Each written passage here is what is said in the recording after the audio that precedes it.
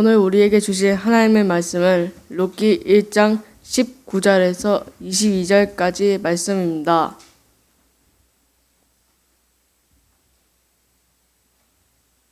제가 봉독하겠습니다. 이에 그 두 사람이 베들레헴까지 갔더라. 베들레헴에 이를 때 온 성읍이 그들로 말미암아 떠들며 이르기를 이가 나오미냐 하는지라. 나오미가 그들에게 이르되 나를 나오미라 부르지 말고 나를 마라라 부르라. 이는 젖는 자가 나를 심히 괴롭게 하셨습니다. 내가 풍족하게 나갔더니 여호와께서 내게 비어 돌아오게 하셨느니라. 여호와께서 나를 징벌하셨고 젖는 자가 나를 괴롭게 하셨거늘 너희가 어찌 나를 나오미라 부르냐 하니라. 나오미가 모압 지방에서 그의 며느리 모압 여인 룻과 함께 돌아왔는데 그들이 볼이 추수 시작할 때 베들레헴에 이르렀더라. 이 말씀은 살아계신 하나님의 말씀입니다. 아멘.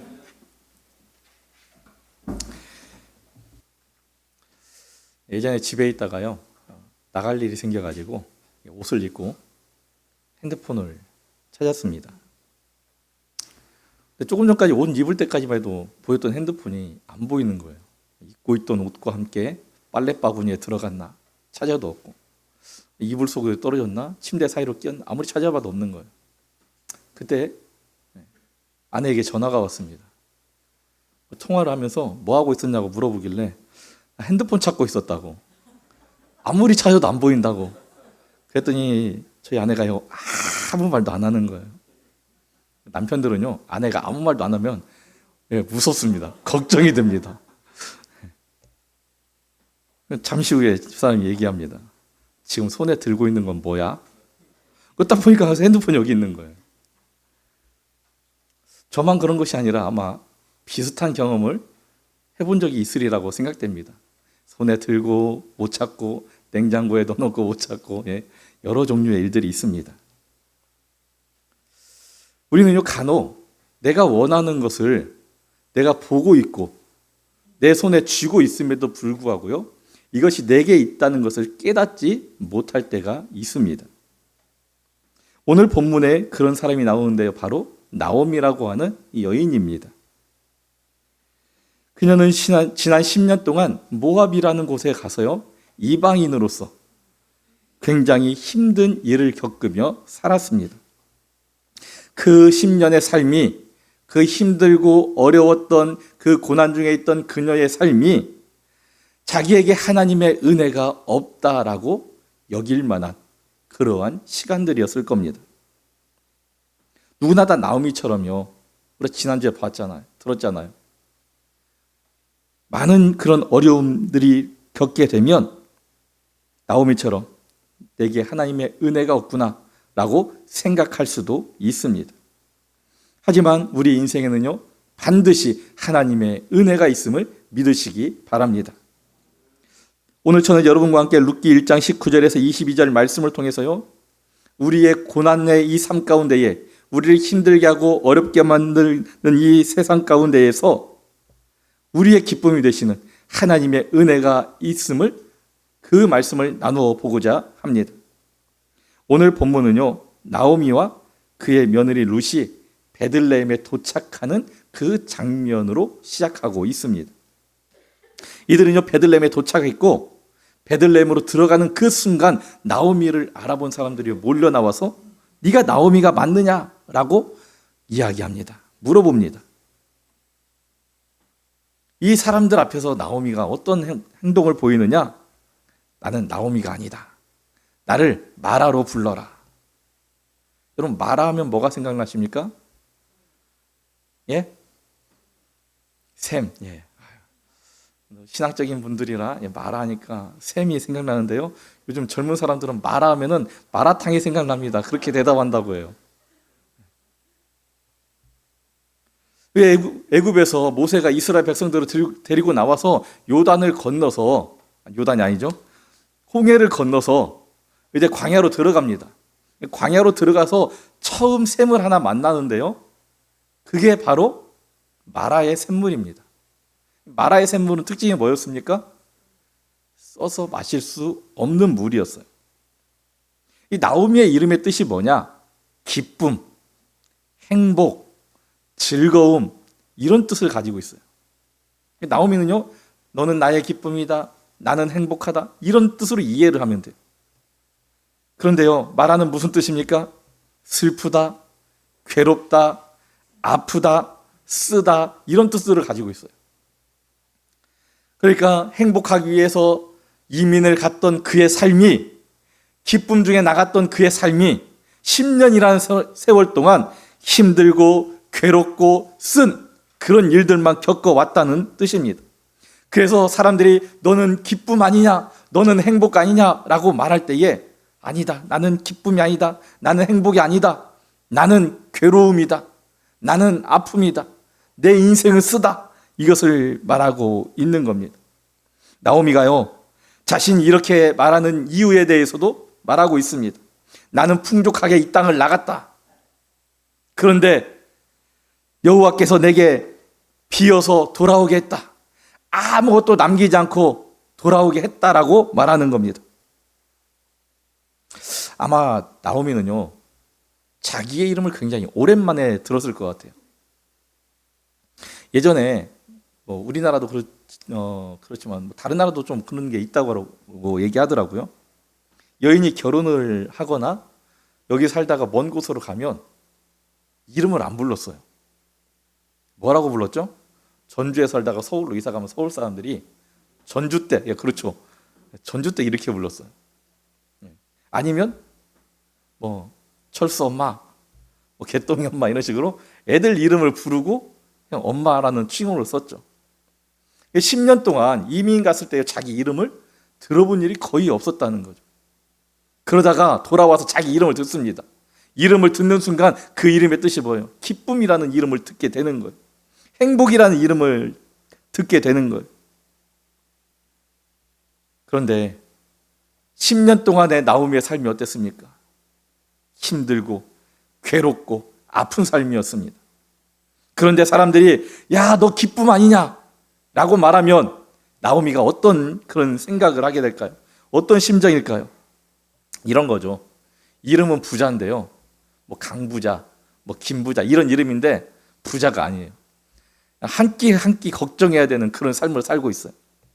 이름은 행복한데요. 이 세상 그 누구보다 막 불안하게, 불행하게 살고 있어요. 이름은 기쁨인데 기쁨을 전혀 느끼지 못하고 살고 있다면 여러분 어떨 것 같습니까? 자기 이름을 좋아할까요? 별로 안 좋아하겠죠. 나오미가 지금 그런 뜻이에요. 사람들은 야, 기쁨아, 행복아, 오랜만이다 이렇게 얘기하는데요, 그 이야기가 듣기 싫은 겁니다. 그래서 나를 나오미라 부르지 말고 마라라 불러라. 여러분 성경을 보면 간혹 이름을 바꾸는 장면이 나옵니다. 누구의 이름이 바뀌었어요?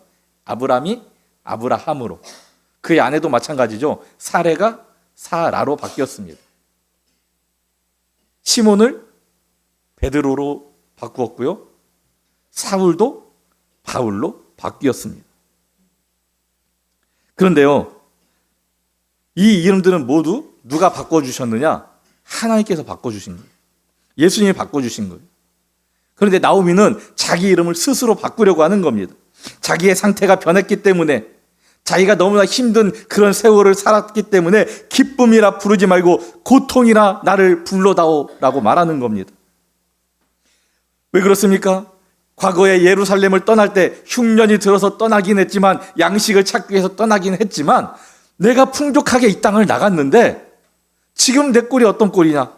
손에 아무것도 남아있지 않은 모습으로 돌아오지 않았느냐? 그러니 나를 고통으로 불러다오라고 말하는 겁니다. 그런데요, 자기가 고통받고 빈손으로 돌아오게 된 것을요, 나오미가 하나님께서 그렇게 하셨다라고 하나님 핑계를 대고 있습니다. 그런데 이 핑계를 보면은요, 나오미는 자기도 모르게 우리에게 복도, 저주도 주시는 분이 하나님이시라는 것을요, 고백하고 있는 겁니다. 하나님은 신명기 32장에 보면은요, 하나님은 우리를 죽이기도 하시고 살리기도 하시는 분으로 나옵니다. 나를 상하게도 하지만 치유하시고 낫게 하시는 분으로 말씀하고 있습니다. 그런데 하나님은요, 우리를 죽이시거나 상하게 하시기보다 살리고 낫게 하시기를 원하고 계십니다. 여러분들에게 이런 하나님의 은혜, 하나님이 치유하시고 낫게 하시고 살리게 하시는 은혜가 여러분들 있기를 원합니다. 본문에서 나오미는요, 자기 입장만 보고 고통과 괴로움만 나는 당했다라고 말하는데, 오늘 본문은 하나님께서 그녀에게 은혜를 베푸셨다라는 것을 기록하고 있습니다. 과연 하나님은 나오미에게 어떤 은혜를 베풀었다고 오늘 본문은 말하고 있을까? 먼저요, 일상의 은혜가 있었음을 말하고 있습니다. 19절을 같이 한번 읽어볼까요? 이에 그 두 사람이 베들레헴까지, 어디까지요? 베들레헴까지. 어디에서 출발했어요? 모압. 그렇죠. 19절을 보면은요, 모압에서 출발한 이 두 사람이 베들레헴에 도착했다라고 알리고 있습니다. 성경은 이 두 사람이요, 나오미의 고향으로 오는 여정에 대해 별다른 설명이 없이 이제 그 오르바가 떠난 이후에 룻과 함께 나오미가 길을 출발해서 베들레헴에 도착했다라고 기록하고 있는 겁니다. 그럼 지금 여행을 가려면 어떻게 하면 될까요?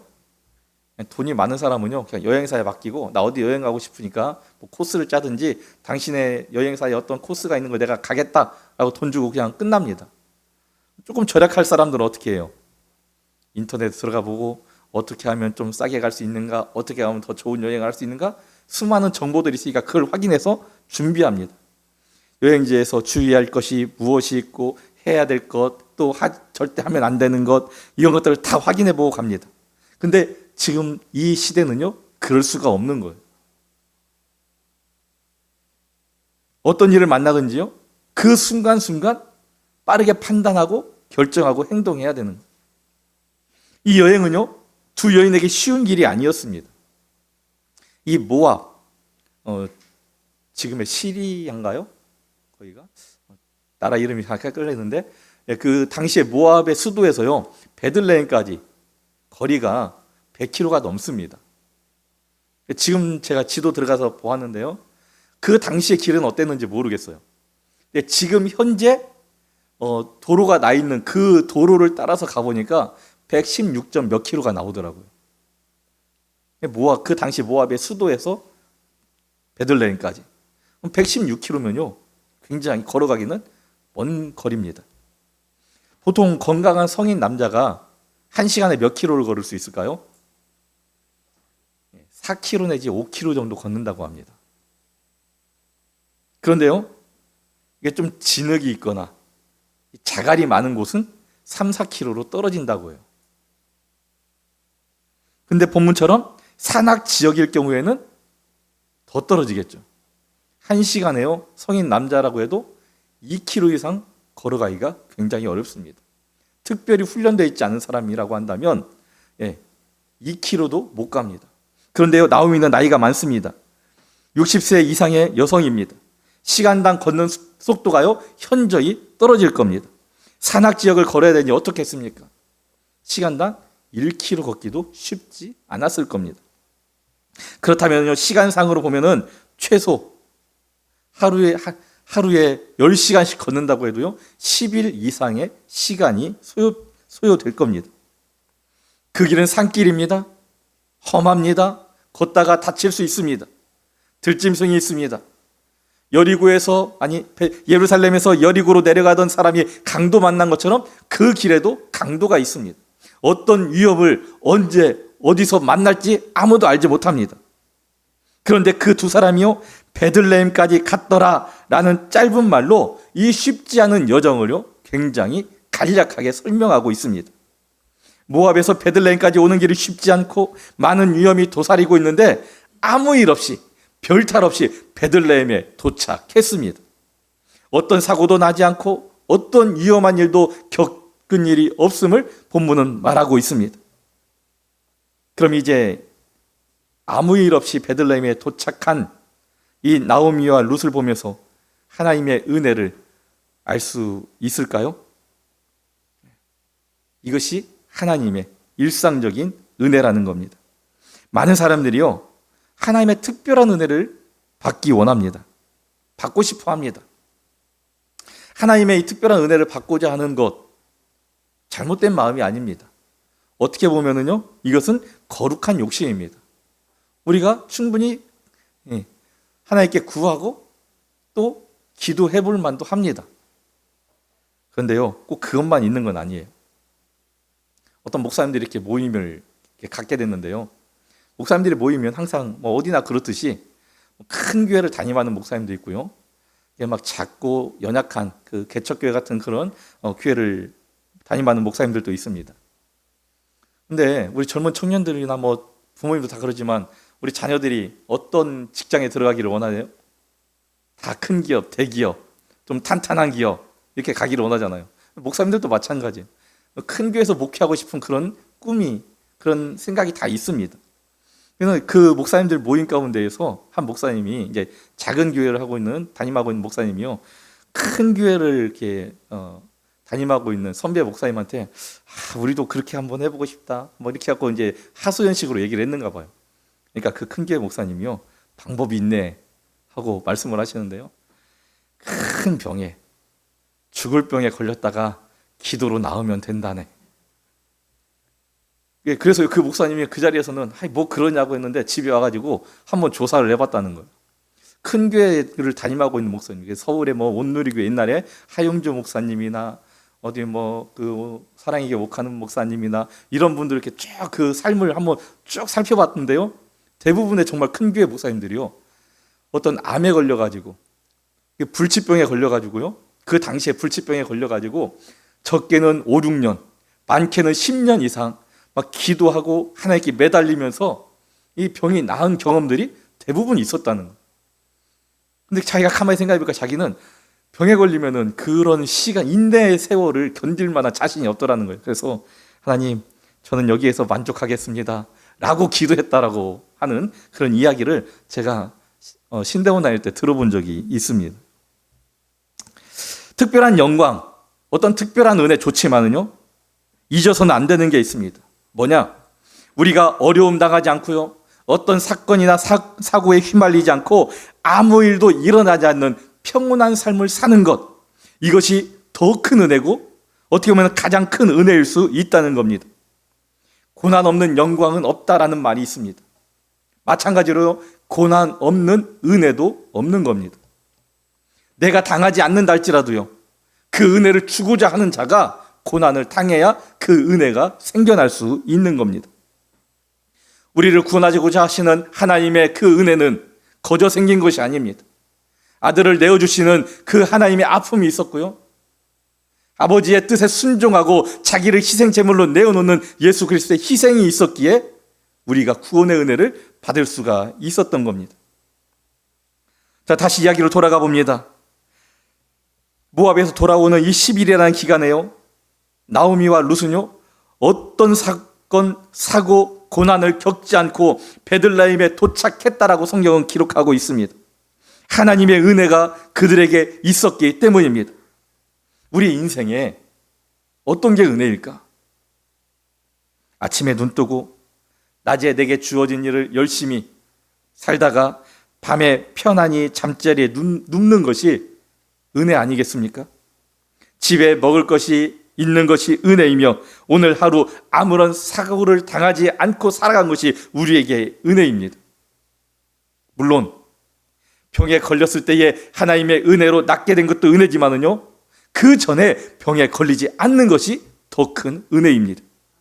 자녀가 방황하게 되었을 때에 그 마음을 돌이키고 하나님께로 가정으로 돌아오는 것도 은혜지만 별탈 없이 무난히 성장하는 것은 더 큰 은혜입니다. 많은 사람들이요, 병에 걸렸을 때 주님의 능력으로 낫게 되는 이런 기적과 같은 일이 있어야만 그것이 하나님의 은혜로 생각하는 사람들이 있습니다. 하지만 하나님께서 그 능력의 손으로 우리를 덮으시고 우리를 보호하시고 돌보셔서 인도하여 주시는 것이요, 우리에게 더 큰 은혜임을 잊지 마시기 바랍니다. 하나님은요, 늘 우리를 돌보십니다. 여러분들 그냥 두시지 않습니다. 우리를 돌보시고 계십니다. 성경을 보면요, 하나님께서 사라를 돌보셨다라고 말씀하십니다. 레아를 돌보셨다라고 말씀하셨고요, 한나를 돌보셨다라고 말씀하시고 마리아를 돌보셨다라고 성경은 기록하고 있습니다. 이들을 돌보신 하나님께서 지금 이 시간 여기에 계신 여러분 한 사람 한 사람을 돌보고 계심을 믿으시기 바랍니다. 그리고 오늘 6절에서도 보면은요, 하나님께서 이제 자기 백성을 돌보셨다라고 기록하고 있습니다. 하나님은 항상 우리를 돌보시는 이 은혜를 베풀어 주십니다. 요셉이 자신을 덮으시고 돌보시는 하나님의 능력, 보호하시고 인도하시는 하나님의 이 손길을 체험하며 살았습니다. 일상의 은혜란 무엇입니까? 내게요, 특별한 것이 없는 평온한 그런 삶이 은혜라는 겁니다. 여러분들에게 하나님의 이 도우심, 이 은혜가 임함으로써 어떤 사건, 어떤 질병도 피해가고 여러분들에게 임하지 않고 평온한 그런 삶이, 그 은혜가 이루어지는 그러한 은혜가 여러분들의 있기를 원합니다. 두 번째는요, 하나님께서 베푸신 은혜가 뭐였느냐? 함께하는 동행자가 있다는 겁니다. 21절을 같이 한번 읽어볼까요? 내가 풍족하게 나갔더니 여호와께서 내게 비어 돌아오게 하셨습니다. 여호와께서 나를 징벌하셨고 전능자가 나를 괴롭게 하셨거늘 너희가 어찌 나를 나옴이라 부르느냐. 자, 나오미는요, 혼자라고 이야기하는 거예요. 나는 혼자고 나는 비어서 돌아왔다, 텅 비었다, 빈손이다 라고 말합니다. 아무것도 남지 않았다라고 말하고 있어요. 근데요, 아까 우리가 19절에 뭘 봤어요? 19절의 내용이 뭐였죠? 이에 두 사람이 베들레헴까지 왔더라. 혼자 왔습니까? 아니죠. 두 사람이 왔습니다. 한 사람은 나옴이고요, 한 사람은 그의 며느리 루시였습니다. 두 사람이 같이 온 겁니다. 모압에서 남편이 두 아들이 죽고 돌아오는 길에 며느리였던 한 사람 오르바가 집으로 돌아가는 것을 보면서 그랬기 때문에 혼자라고 하는 걸까? 그럴 수도 있죠. 하지만 바로 이어지는 22절을 보면은요, 나오미가 며느리 룻과 함께 돌아왔음을 성경은 기록하고 있습니다. 하나님은요, 결코 나오미를 혼자 두신 적이 없습니다. 가족이 함께 있게 하셨고요, 며느리가 함께 있게 하셨습니다. 나오미는 비어서 나는 혼자 돌아왔다라고 이렇게 고백하고 있지만 룻이라는 커다란 은혜가, 하나님께서 베푸신 은혜가 나오미에게 있었다는 것을 우리는 알고 있습니다. 나오미에게 룻은요, 하나님께서 허락하신 선물이었습니다. 단지 나오미가 그것을 볼 수 없었다는 겁니다. 하나님은 우리도 홀로 두지 않으십니다. 가족으로부터 시작해서요, 친구들이 여러분 곁에 있게 하셨고 또 여러분 곁에 지금 옆에 다른 성도들이 있게 하셨습니다. 내 곁에 있는 사람, 나와 가까이 지내가신 사람들이 분명히 존재하고 있습니다. 여러분 옆에 한번 보십시오. 여러분 옆에 계신 분을 어떻게 생각하십니까? 옆에 계신 분이 누구라고 생각하십니까? 한번 보세요. 어떤 사람으로 보이세요? 여러분 곁에 있는 사람, 여러분 가까이 있는 사람은요, 여러분들을 분노케 하거나 기쁨을 주는 사람이 아니에요. 실망시키거나 행복하게 해주는 사람도 아닙니다. 그냥 그 옆에 있는 그 사람 자체가요, 하나님의 은혜입니다. 왜 그럴까요? 이 세상의 수많은 고통을 홀로 견딜 수 없는 우리에게 서로 격려하고 서로 위로하고 서로 힘을 모아서 함께 고난을 헤쳐나가게 하기 위해서 만나게 하신 하나님의 은혜이고 하나님의 선물이라는 겁니다. 여러분들 주변에 있는 사람들로 인해서요, 하나님께 더 가까이 나아갈 수가 있습니다. 우리 인생에 무엇을 더 해야 하는지 그것을 알게 될 수가 있고요, 여러분에게 그 인생 가운데에서 사랑, 겸손, 순종, 이것이 무엇인지 알게 하는 게 바로 여러분들 옆에 있는 사람이라는 겁니다. 다만 우리가 그것을 그렇게 보지 못하고 깨닫지 못하는 것 뿐입니다. 여러분 주변에 있는 사람들을 통해서 하나님의 은혜를 발견할 수 있기를 원합니다. 그 옆에 있는 사람들을 통해서 내가 무엇을 해야 할지, 내가 어떻게 행동해야 될지를 배울 수 있기를 원합니다. 그 사람과 함께 하나님의 뜻을 이루어갈 수 있기를 원합니다. 하나님께 감사하며 천국을 향한 믿음의 여정을 더디더라도 함께 한 걸음 한 걸음 나갈 수 있게 되기를 원합니다. 여러분의 옆에 있는 사람이 바로 하나님의 은혜임을 잊지 마시기 바랍니다. 세 번째는요, 고난이 있음이 은혜입니다. 고난과 은혜라는 말은요, 정반대의 개념입니다. 여기에 고난 쓰고, 여기에 은혜 쓰고, 여기에 고난 쓰고, 이 가운데에 이렇게 쭉 이렇게 같다라고 표시할 수 있는 분이 있을까요? 아마 대부분요, 은혜, 고난 써놓고 쭉 해놓고 하나를 쭉 이렇게 그을 겁니다. 같지 않다. 고난과 은혜는 같은 것이 아니다. 나오미의 삶을 한번 보십시오. 흉년이라는 고난을 당했습니다. 흉년을 피해서요, 멀리 이방에 가서 이방인으로 사는 시련을 겪었습니다. 타국에서 남편과 두 아들이 죽는 절망을 맛보았습니다. 본인이 그렇게 하라고 말했긴 했지만 며느리 중 한 명이었던 오르바가 나오미를 떠나가는 것을 지켜보아야 하는 그 아픔을 겪었습니다. 과연 이런 것이 은혜라고 할 수 있을까? 나오미가 겪은 이 일들을 겪으면서 마음에 느꼈던 그 괴로움, 그 아픔이 얼마나 클까?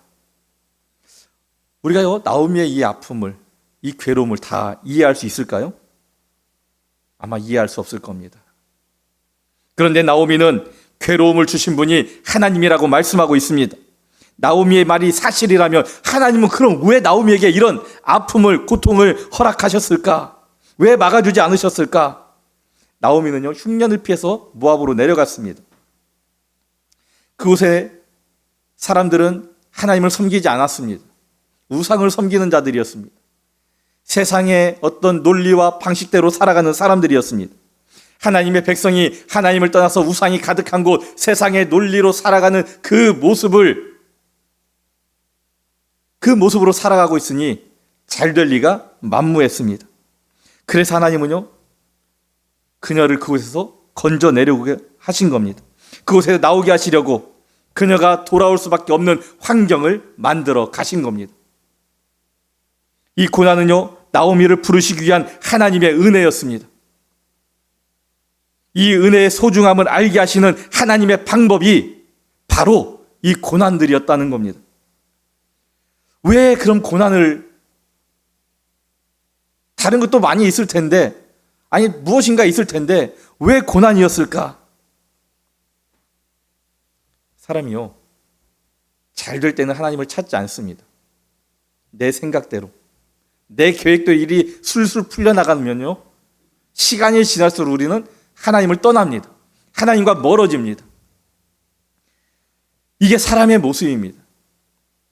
그런데 고난이 있는 그 순간, 내가 견딜 수 없는, 내가 이겨낼 수 없는 고난을 맞닥뜨리는 순간, 우리는 그때부터 하나님을 찾기 시작한다는 겁니다. 나오미를 향한 하나님의 이 괴롭힘은요, 돌이킴을 위한 하나님의 부르심이었습니다. 회복을 위한 하나님의 은혜였습니다. 새로운 삶을 살기 위한 하나님의 출발점, 그 과정이었던 겁니다. 하지만 나오미는요, 이 고난을 하나님께서 주신 복으로, 은혜로 생각하지 않았습니다. 그래서 하나님께서 나를 빈손으로 돌아오게 했다라고 말하고 있는 겁니다. 여러분, 우리도 마찬가지입니다. 어려움을 만나면은요, 이것을 하나님의 은혜로 알고 감사하는 사람들이 얼마나 있을까요? 고난을 은혜로 보는 이 세상에서 가장 어려운 것 중에 하나가, 고난을 은혜로 보는 것은요, 세상에서 가장 어려운 일 중에 하나입니다. 내 뜻대로 안 될 때 이것이 감사할 일이다. 내 계획대로 안 되는데 이것이 감사할 일이다. 우리가 이렇게 생각하기가 어렵다는 겁니다. 제가 부목사부터 쭉 사역을 해오면서 신방 예배 가운데 가장 많이 드렸던 것 중에 하나가요, 개업 예배입니다. 큰 교회에 이제 부목사로 있다 보니까 사람이 많으니까 개업 예배도 많이 갔어요. 네, 그렇게 많은 개업 예배를 드리면서요, 모든 사람들이 이렇게 다 자기가 원하는 대로 그 가게가 잘 되냐? 아니잖아요. 문을 닫는 경우도 있습니다. 그런데 문을 닫을 때에 폐업 감사 예배를 드리는 집은 딱 한 집 있었어요. 딱 한 집. 그것도요, 폐업한다는 소식을 듣고 지금까지 지켜주신 하나님의 그 은혜, 도와주신 하나님의 은혜에 대해서 감사해야 되지 않겠습니까?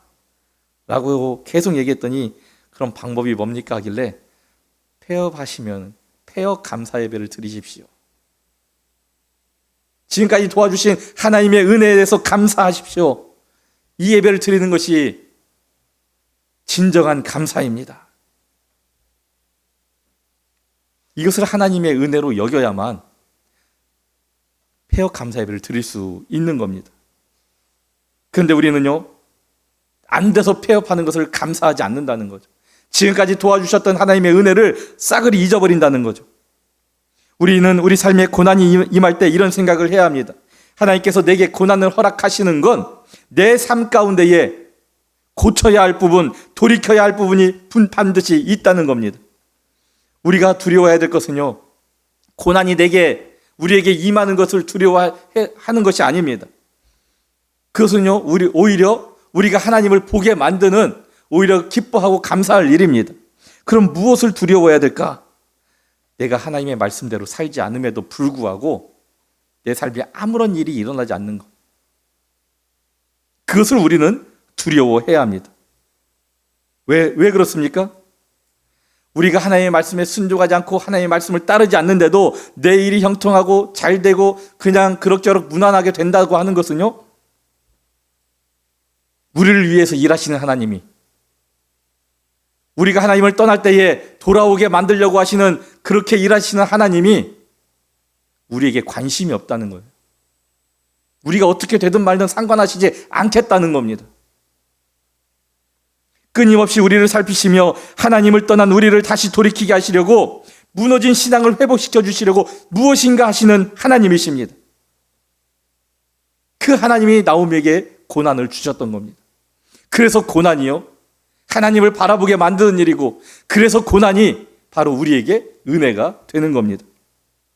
하나님을 떠난 나오미를 하나님의 품에 돌아와 은혜 중에 거하게 하시려고 늘 그녀를 살피셨습니다. 비록 고난이라고 하는 그 터널을 지나야만 했지만 그 고난마저 혼자 당하지 않게 하시고 룻을 통하여 그녀 곁에 있게 하셨습니다.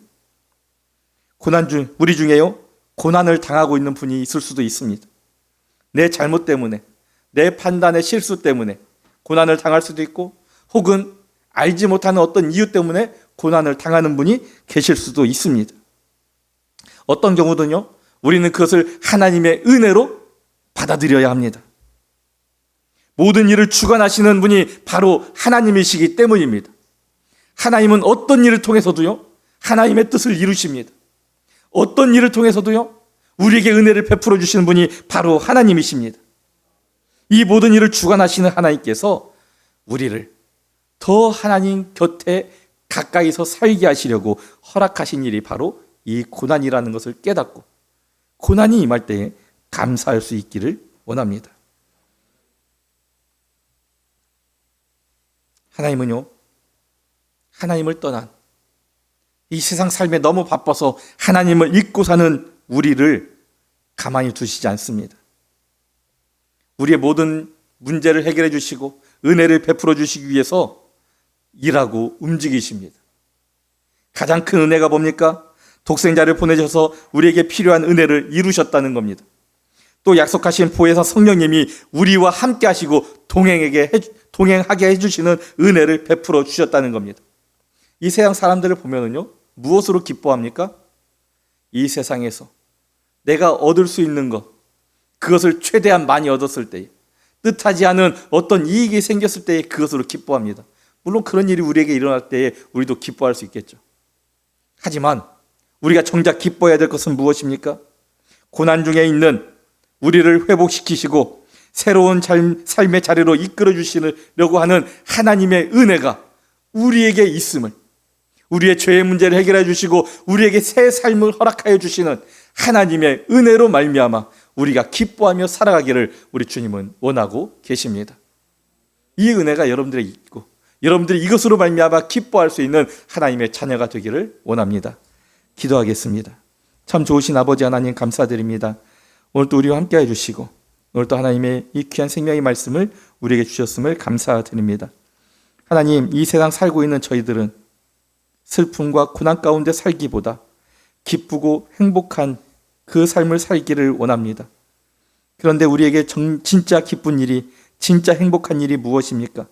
이 세상의 것을 우리가 가졌을 때 잠시 잠깐 기뻐할 수 있지만 그것이 우리에게 완전한 기쁨, 영원한 기쁨은 될 수가 없습니다. 우리에게 완전한 기쁨은 바로 우리에게 베풀어 주신 하나님의 은혜입니다. 하나님께서 우리에게 은혜를 베풀어 주심이 우리에게 기쁨이 되는 줄 믿습니다. 세상에서 우리가 이 기쁨을 찾고 구하지 않게 하시고 하나님의 은혜로 말미암아 기뻐하게 하시고 예수 그리스도의 구원의 은총으로 말미암아 기뻐하고 또 우리를 도우시고 인도하시는 성령님이 나와 함께 하심을 말미암아 기뻐할 수 있는 주의 자녀가 되게 하여 주시옵소서. 예수님의 이름으로 기도드립니다. 아멘.